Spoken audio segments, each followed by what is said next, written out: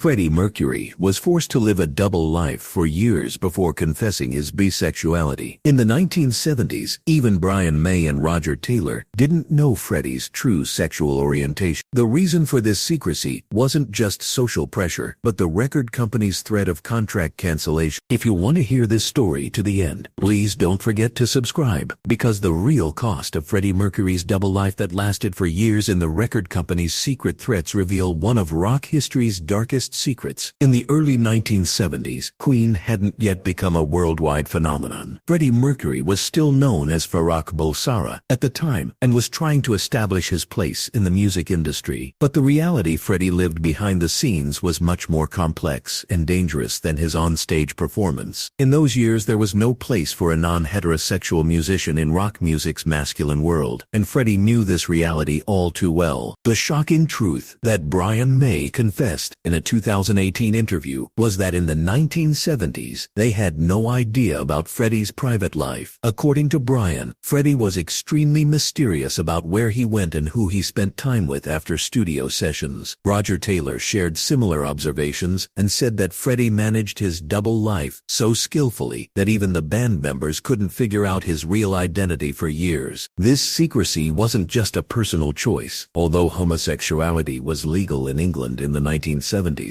social acceptance was very limited, especially in the music industry. Bisexuality or homosexuality was seen as a stigma that could end a career. Even David Bowie's androgynous style caused major controversies at the time, and some radio stations refused to play his songs. But the real reason for Freddie's fears was much more dangerous. The bombshell detail that Mary Austin revealed in her exclusive 2019 BBC interview exposed the real reason behind Freddie's obsession with secrecy. When Queen's first major record deal was signed in 1974, one of EMI Records' senior executives had a private meeting with Freddie. In this meeting, Freddie was given a very clear message. In case of any scandal, the contract would be immediately cancelled. According to Mary Austin's recollection, Freddie came home very shaken that evening. The record company executive had indirectly implied that his private life needed to stay within normal limits. In the 1970s, normal meant a heterosexual and monogamous life. For Freddie, this meant completely hiding his true identity. Freddie Mercury's double life wasn't limited to just hiding his sexual orientation. He also had to control his cultural identity, family background, and personal relationships. Born in Zanzibar, Freddie was the child of a Parsi family living in England. This multiple identity crisis, combined with the bisexuality mystery, created an incredible psychological burden for Freddie. The details Jim Hutton described in his 1994 memoir showed how meticulously Freddie's double life was organized. Freddie's social circles in London consisted of completely different groups: music industry connections, Queen band members, heterosexual friends on one side, acquaintances from secret gay bars, friends from private parties on the other. These two worlds never intersected because Freddie never allowed it. As Queen's fame increased in the late 1970s, Freddie's double life strategy became even more complex. Now there was paparazzi tracking. Every move was being watched. Freddie developed very creative solutions to this situation. When he went to nightclubs, he used different names, changed clothes, sometimes even wore wigs. But something changed. In the deepening of Mary Austin's relationship with Freddie paradoxically made Freddie's identity crisis even more complex. Mary was the first person aware of Freddie's bisexuality, but at the same time she became the most important part of his heterosexual mask. The media and industry interpreted Freddie's relationship with Mary as normal rock star behavior. After Queen's A Day at the Races album achieved great success in 1976, EMI Records' attitude toward Freddie began to change. The shocking details revealed in Peter Brown's 2018 book The Insider showed that the record company was secretly tracking Freddie. One of EMI's senior executives had started hiring private detectives to investigate Freddie's nightlife. The purpose of this tracking was to control the situation before a potential scandal. The record company wanted Freddie's private life to remain clean to protect Queen's rising popularity. During this secret surveillance process, some clues about Freddie's bisexual life had been obtained. remained, but since no definitive evidence was found, the company didn't take action. However, indirect messages continued to be sent to Freddie. Queen's manager John Reid regularly talked with Freddie about image issues. The secret meeting between David Bowie and Freddie Mercury in Switzerland in 1977 was one of the least known but most important events in rock history. The two artists had long conversations about sexual identity and music industry pressure. Although Bowie had revealed his bisexuality in an earlier period, he shared with Freddie the damage this had done to his career. Some radio stations had banned Bowie's songs. Concert organizers had canceled reservations. This reality justified Freddie's fears. After the meeting with Bowie, significant changes began in Freddie's musical approach. We Are the Champions from the News of the World album was actually Freddie's artistic expression of his secret identity struggle. The song's lyrics told the story of people trying to be champions in society, but forced to hide their true identities. In 1978, Queen's internal dynamics began to tense due to Freddie's increasing secrecy. Brian May and Roger Taylor were starting to become uncomfortable with Freddie's changing behaviors. Freddie was now leaving immediately after group activities, refusing to participate in social events. A detail John Deacon told in one of his rare 201 interviews was very striking. After a 1978 studio session, a phone call to Freddie had panicked him so much that he ran out of the studio. The band members never learned the reason for this incident. Who made this phone call became clear with Mary Austin's 2019 revelations. EMI Records security unit had warned Freddie about being seen at a gay bar in London. This incident had increased Freddie's paranoia and tightened his double-life strategy even further. 1980 became a breaking point for Freddie Mercury's identity crisis. Queen's The Game album had achieved great success worldwide, but Freddie's mental state was gradually deteriorating. Constantly wearing a mask, hiding his true self was beginning to consume him. During this period, Freddie began considering psychiatric help, but he was afraid of revealing even this. In the 1980s, mental health issues also carried a big stigma, and psychological problems stemming from sexual identity were taboo subjects. According to Mary Austin's recollection, in late 1980, Freddie told her, "Sometimes I forget who I am. Mary, is the me on stage real or the me off stage?" These words showed the depth of the identity confusion Freddie was experiencing. Freddie's decision to move to Munich in 1981 meant an important change in his double-life strategy. Munich was one of Europe's most liberal cities in the 1980s and offered a safe environment for the LGBT community. For Freddie, this meant a chance to breathe. During his time in Munich, Freddie could live his true identity more comfortably for the first time. The circle he formed with Barbara Valentin, Winfried Kirschberger, and other friends was a community that accepted and supported Freddie's bisexuality. This period also made a great contribution to the creative process of Freddie's Mr. Bad Guy solo album. The British media's beginning to follow Freddie in Munich created new concerns. In 1983, reports began to emerge that the Sun newspaper had started investigating Freddie's lifestyle in Munich. This development put Freddie back into defensive mode. Meeting Jim Hutton in 1985 marked the beginning of a new era in Freddie's life, but at the same time required major changes in his secrecy strategy. Jim would be Freddie's first serious male partner, and hiding this relationship would be much more difficult. According to Jim Hutton's memoir, Freddie had told him that their relationship needed to be conducted in absolute secrecy. Jim would live at Garden Lodge, but would be introduced with the official identity of assistant. The heterosexual image would be maintained against the media and industry. During this period, Freddie's biggest fear about bisexuality was the atmosphere created by the AIDS crisis. In the mid-1980s, AIDS was especially associated with the gay community and was creating great panic. Freddie's sexual orientation being revealed would mean not just career termination, but also social lynching. After Queen's A Kind of Magic album achieved great success in 1986, EMI Records executives had a final warning meeting with Freddie. In this meeting, Freddie was reminded that he needed to be more careful due to increased media attention. The record company executives' concern was that news about Freddie's lifestyle could damage Queen's image. In the 1980s, the music industry had become an image and marketing-focused sector. Any scandal could jeopardize investments worth millions of dollars. After this meeting, Freddie's behavior became even more paranoid. He was now being careful even when leaving Garden Lodge, trying not to appear appear in public with Jim Hutton. In 1987, AIDS fear completely took over Freddie's life. His concerns about the disease, combined with the bisexuality mystery, created unbearable psychological pressure. Freddie would now have to hide not only his identity, but also his health. During this period, Freddie's biggest fear was that his sexual orientation would be revealed if he became ill. In the 1980s, AIDS patients were automatically stigmatized as gay, and this stigma affected both the patient and their family. According to Mary Austin's recollection, in 1987, Freddie told her, "If it comes out that I'm sick, who I